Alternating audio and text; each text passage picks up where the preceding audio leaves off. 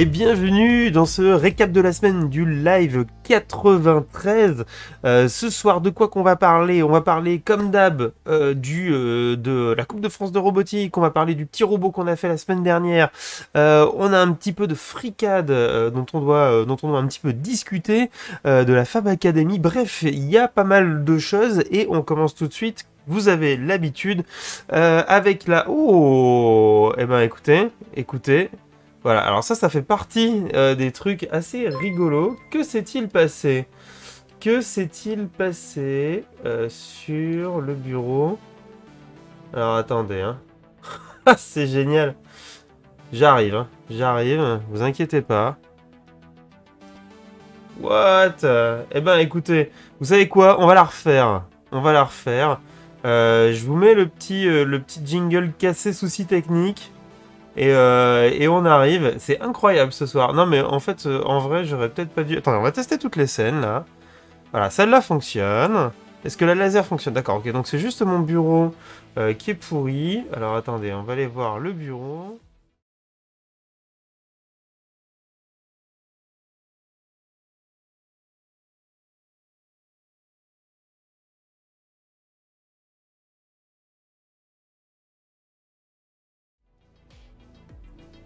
Impeccable! Impeccable! Bon écoutez, ça va pas durer trop longtemps, donc on va rester comme ça, ouais c'est bon.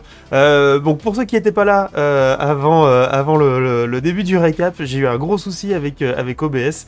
Donc c'est réinstallation en catastrophe d'une version, donc du coup de la nouvelle version. J'ai pas réussi à tout tester, donc si vous voyez des bizarreries qui arrivent, n'hésitez pas à me le dire. Si on peut les régler en live, si ça gêne le live, on le fera. Voilà, bon bah c'est tout, c'est le direct, on l'a réglé, c'est bon. Donc du coup, on reprend la suite, et du coup il y a des mondes qui est arrivé, je me permets de les remercier. Salut Kamikaze, il y a Akukro qui est arrivé, joli.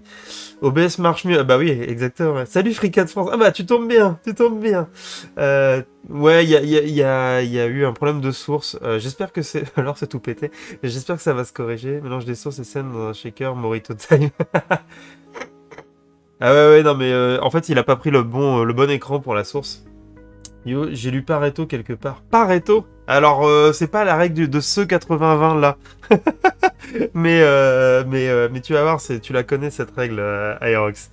Allez, go! Sur le récap, comme d'habitude, réf et contexte, commande dans le chat si vous voyez les gens perdus, ils ne savent pas où est-ce qu'ils sont, n'hésitez pas à les rediriger vers cette commande-là. Je n'ai absolument pas fait ce que j'avais dit la semaine dernière, à savoir mettre les liens du récap du live précédent. J'en suis désolé, ça a été effectivement très compliqué cette semaine. Néanmoins, ce soir, de quoi qu'on parle, comme d'habitude, je vous fais le petit brief parce qu'il y en a peut-être des nouveaux, etc. Mais voilà, vous connaissez la Coupe de France de robotique, on en parle suffisamment ici. Ça arrive dans 3 semaines, c'est aussi pour ça que on commence à stresser, à se dire que les robots, faudrait peut-être les finir, n'est-ce pas?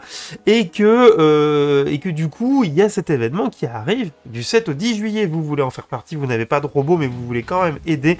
Devenez bénévole de la coupe, c'est super simple. Il y a le lien du coup en réf et contexte. Vous pouvez faire ce que vous voulez dans toutes ces choses-là. Il n'y a pas besoin de compétences particulières. Tout est pris en charge. C'est un super événement. Viendez, comme ça on pourra discuter et probablement boire des coups. Du coup, ce sera l'occasion de parler robotique ensemble. Allez, du coup, devenez bénévole et on passe juste après sur la suite du récap. Et ça tombe bien que Fricade France est dans le coin, puisque demain, sur sa chaîne Twitch, entre 15h et 19h, il a organisé une rencontre francophone des utilisateurs et des gens qui font un peu fricade.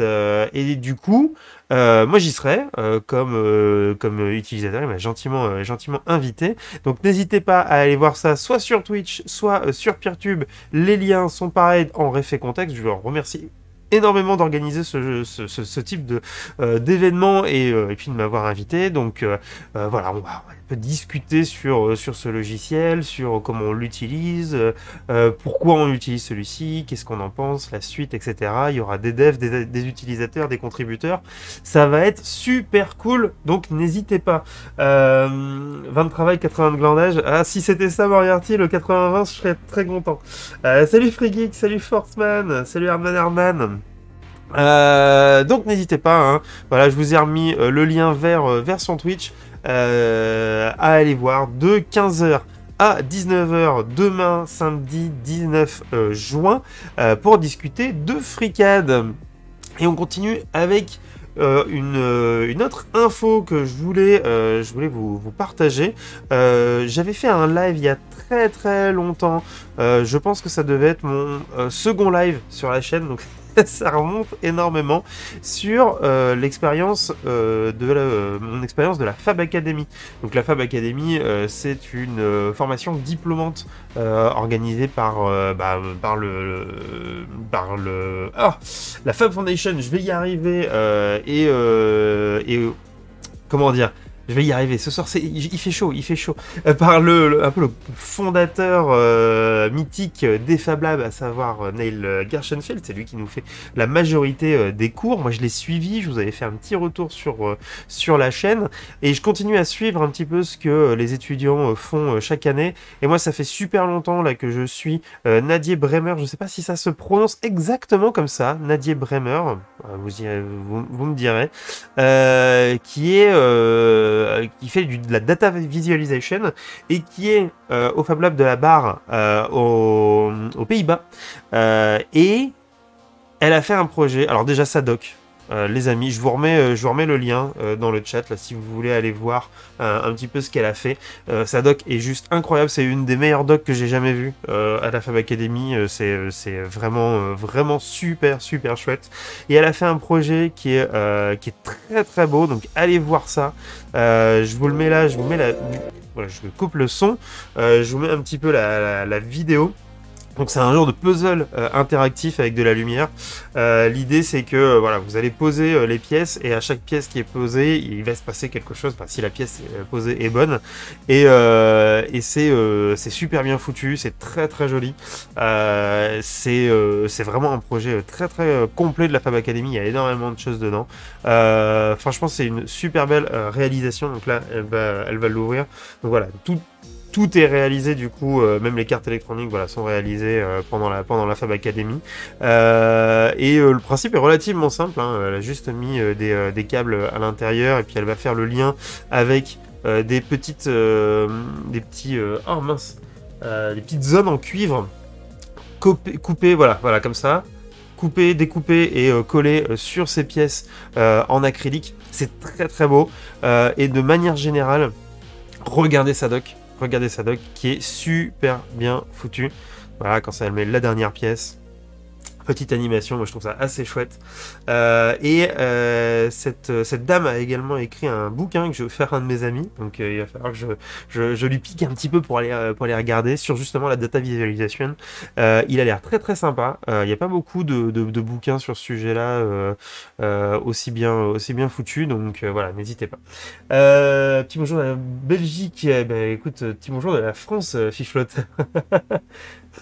Salut Socraft. Ouais, vénère, ouais, c'est assez fou. Non, elle a fait une documentation assez incroyable. Donc ça, c'est d'autres projets qu'elle a réalisés pendant la Fab Academy. C'est vraiment super chouette. Alors, je sais pas, on peut prendre... Qu'est-ce qu'elle a... Je suis en train de réfléchir à des trucs où je me suis dit quand même, c'est super chouette. Ouais, sur le moulage, quand elle a fait ses essais de moulage, il y avait des trucs assez chouettes qu'elle a fait au niveau du moulage. Alors, c'est vraiment une documentation sur une semaine de faire ce genre de production-là. C'est assez impressionnant.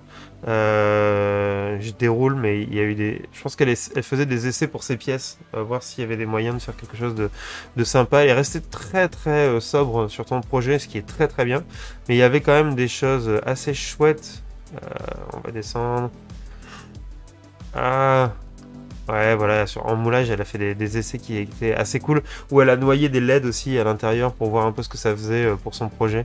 Non, c'était une super idée. Je regarde vite fait là si j'ai d'autres choses. Ah oui, sur la Wildcard Week, elle a testé le soft pour faire du pliage. C'est assez chouette. Mon collègue m'en avait parlé, mais je me souviens plus de comment il s'appelle. Le lien doit être... Ah voilà, c'est ici. Origami Simulator. C'est assez rigolo. Alors, merde, il va planter, c'est ça? Tuc, tuc, tuc. Allez. Ah, je pense que je lui demande un petit peu beaucoup là, au réseau. Oh non, mais la laser, quand t'as touché à la laser, c'est très difficile de revenir sur autre chose. Example. Hop. Et c'est un projet du MIT d'un des étudiants de Nail. Du coup, il a kiffé qu'on en parle. Oula.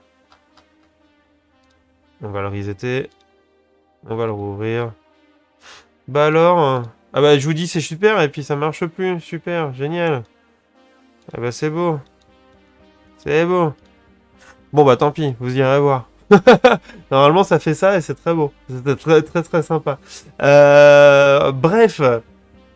Non, non, super doc. Donc, n'hésitez pas à aller voir ce qu'elle a fait et à lire sous toute son aventure. C'est très très bien. On enchaîne sur, en fait, le dernier point du récap, enfin, l'un des derniers points. C'est le retour sur le robot qu'on a fait la semaine dernière. Donc, comme vous avez compris, pour ceux qui étaient là au tout début, on va pas retravailler dessus ce soir parce que j'ai d'autres priorités. C'est le seul projet sur lequel j'ai réussi à bosser un petit peu cette semaine parce que pour ceux qui étaient là la semaine dernière, j'ai tenté de le faire complètement ce projet en une seule fois et honnêtement à 1h30 se lancer dans la partie programmation, trigo, déplacement, etc. C'était trop pour moi. Donc j'ai fait des grosses bêtises au niveau mathématiques, etc. Donc pour ceux qui reverront le live parce qu'il sortira, la VOD sortira dimanche je crois. Je suis désolé, j'ai dû dire des grosses âneries, je l'ai pas encore revu. Néanmoins, je l'ai corrigé. J'ai fait quelques corrections, donc j'ai le code qui est là. Alors le truc qui est trop bizarre, c'est que la semaine dernière on n'a pas eu de problème pour charger le programme, et aujourd'hui je n'arrive pas à charger le programme sur mon PC fixe, parce que j'ai un Arduino qui me sert de macro, de clavier de macro pour OBS, qui est branché, et qui fout le seum à Atom, et du coup j'arrive pas à le charger dans mon ADCU. Donc il faut que je débranche tout. Donc c'est pas grave, tant pis, ça tombe bien. Comme je voulais pas travailler dessus ce soir, ça marche pas, mais c'est pas grave. Donc qu'est-ce que j'ai refait? En fait, on n'était pas très loin la semaine dernière. Je vais zoomer un peu. On n'était vraiment pas très loin. Nous, ce qu'on avait fait la semaine dernière, c'était ça, grosso modo. Et puis un peu de ça. Je me suis bien planté sur cette formule-là, c'est-à-dire que ma formule était bonne au début. À un moment, je vous ai dit, ah non, je me suis planté, je l'ai inversé. On l'a inversé, ça marchait toujours pas. Et en fait, non, ma formule de départ était parfaitement bonne. Ce qu'on m'a dit après, et effectivement, je l'ai pas fait, mais c'est faire les limitations. Pour éviter qu'ils partent sur des zones qui étaient pas bonnes. Du coup, ça a été fait. Et il y a un autre truc que j'avais pas vu, c'est que mes deux bras en haut et en bas sont pas symétriques en termes de pilotage, loin de là. Et je devais calculer un gamma top et un gamma bottom, sachant que le gamma bottom c'est juste une rotation, donc j'ai 90 degrés moins le gamma top. Et après, tout le reste est similaire, et effectivement là ça fonctionne. Donc j'ai un petit programme qui tourne. Bah, d'ailleurs je pense que c'est celui-ci. Voilà, donc qui se met sur une position et qui vient juste se déplacer de manière linéaire. Donc hop, je vais le mettre là, je vais le brancher. Zou.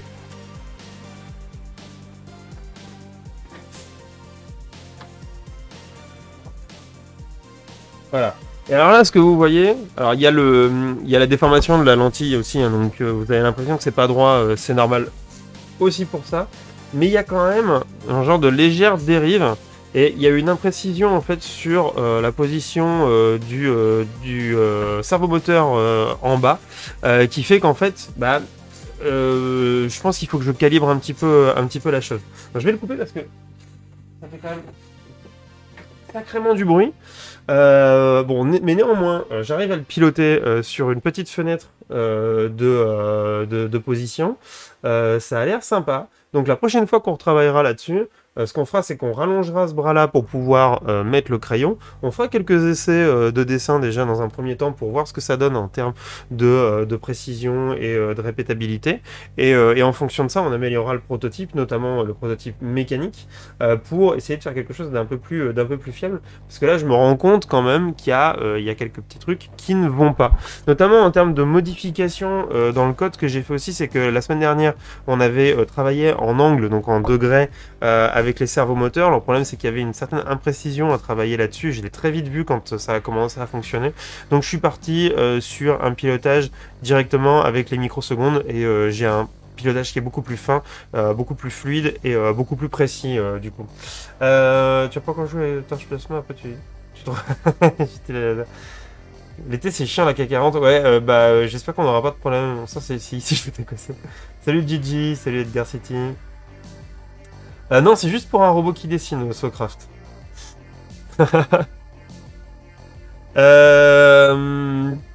Donc voilà où j'en suis avec ce robot. Et si je me suis dit, tiens, tant qu'à faire, on va faire un petit truc qui exécute des informations que j'envoie en série. Donc j'ai repris le code qu'on utilise dans le robot de la coupe pour pouvoir exécuter des commandes. Je me suis refait un petit sketch processing. Le souci, c'est que... Alors, je sais pas s'il va tourner sur ce PC, parce que je l'ai fait sur mon PC portable. Ah si, il tourne. Voilà, il tourne. Je vais pas le lancer parce que du coup, en termes de com, là, je vais avoir des trucs un peu bizarres. Le souci que j'ai, que je ne comprends pas, c'est que ma com fonctionne juste pas, quoi. En fait, si j'ai une com qui arrive, mais au niveau de l'ESP, il interprète très mal les infos que je lui envoie. Donc bon, il faut que je corrige ça. J'ai peut-être fait une bourde. Je vous avouerai que j'ai pas passé tant de temps que ça pour que ça fonctionne. Mais bon, néanmoins, aujourd'hui, on a quelque chose qui peut tourner, et ça c'est plutôt cool. Bref, voilà pour le récap. Il y avait aussi autre chose, mais je vais pas réussir à vous le montrer, je pense. Attendez, je vais essayer. Ah si, je peux vous les montrer. Ici, là, ce que vous voyez en bois là autour, j'ai enfin réussi à récupérer une planche que j'ai pu débiter et faire en sorte que ça puisse me faire mes bordures latérales pour le terrain. Donc il me reste plus que la bordure, la grande bordure que je n'ai pas en fait aujourd'hui. J'ai beaucoup de mal à trouver du 22 comme je voudrais. Donc du coup pour l'instant ça c'est un peu en suspens. Oui, j'ai tous mes outils, j'ai mes serre-joints, j'ai tout là. Parce que du coup, j'ai aussi bricolé dessus pour avoir quelque chose de solide. Mais du coup, voilà, c'est pas mal, ça tient bien. Je suis assez content. Alors, c'est pas du MDF du coup que j'ai trouvé, c'est vraiment une planche de bois brute en 22, bien découpée, bien solide, bien costaud, bien lourde. Je suis venu la visser des deux côtés avec 4 boulons M8 et ça fonctionne super bien. C'est quoi le plan de travail de ton atelier? C'est du... j'ai un doute. Je sais plus. Pourquoi j'ai un doute maintenant? Je sais plus si c'est du hêtre ou du chêne. Fichtre, écoute, je te redemande-moi ça sur mon Discord ou autre, et je revérifierai ça. J'ai un gros doute sur le fait que ce soit du hêtre ou du chêne. Mais c'est un truc un peu costaud. J'avais envie d'avoir quelque chose en bois, en vrai bois, et un peu dur. Enfin, je vais remettre... hop. Parce que j'ai eu pas mal de fois des bureaux en méla ou des choses un petit peu pourries. Et pour bricoler, c'est pas fou. Et je t'avoue que là, depuis 1 an et demi que j'ai celui-là en chaîne, j'ai oublié, je crois que c'est en chaîne. C'est un grand plaisir, quoi. Le truc est solide, même si c'est fin, c'est bien plan, ça prend des coups, etc.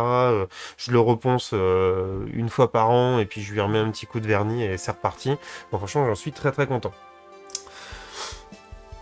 Copinard chez ta voisine, du hêtre, le chêne bouge beaucoup. Non, bah c'est du hêtre du coup, ouais. Mais je sais pas pourquoi je pensais au chêne. Si, je sais pourquoi. Mais ça n'a rien à voir, c'est pour un autre projet. Non, mais t'as raison, c'est du hêtre. Le chêne m'aurait coûté un bras en plus. Non, non, mais ça marche super bien, à tel point qu'en fait, avant, sur ce plan de travail-là, j'avais un plan de travail en mélaminé, genre cuisine, quoi. Et je l'ai dégagé, j'ai repris exactement les mêmes plaques. Et pareil, quand j'ai refait le bureau de ma conjointe, on a repris exactement le même bureau pour pouvoir faire la suite. Donc, non, non, non, super content de ce plan de travail. Donc, bref, voilà, donc il y a eu un peu de taf de fait, mais pas tant que ça. Et c'est un peu le problème, c'est un peu le souci, c'est que la coupe c'est dans 3 semaines, quelque chose comme ça. Attendez, Ah non, dans 2 semaines, en fait, dans 2 semaines, donc c'est même pire que ça.